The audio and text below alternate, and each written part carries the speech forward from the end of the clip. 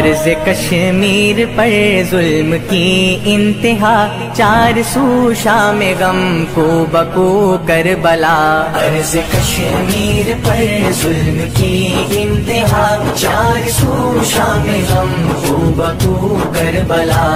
बिल्कुल नाज़रीन, इस वक्त मौजूद हैं हम कायद-ए-आज़म स्टेडियम मीरपुर में, जहाँ पर 5 फरवरी यौम यकजहती कश्मीर के हवाला से मुख्तलिफ प्रोग्राम जो तरतीब दिए गए।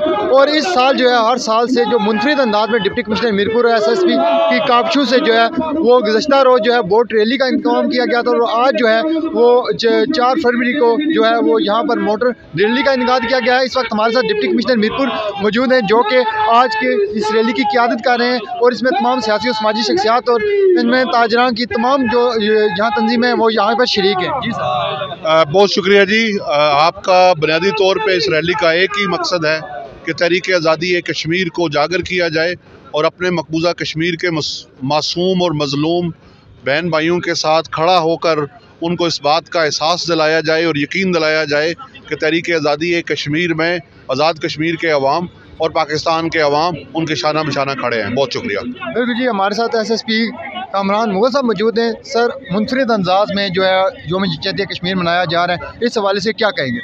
जी बिल्कुल, ऐसा कि आपने देखा कि इस दफ़ा जो 1 फरवरी से डिफरेंट जो तकरीबात का आगाज़ हुआ, ये वाकई मुनफरिद है और ये वाकई मुख्तलिफ है।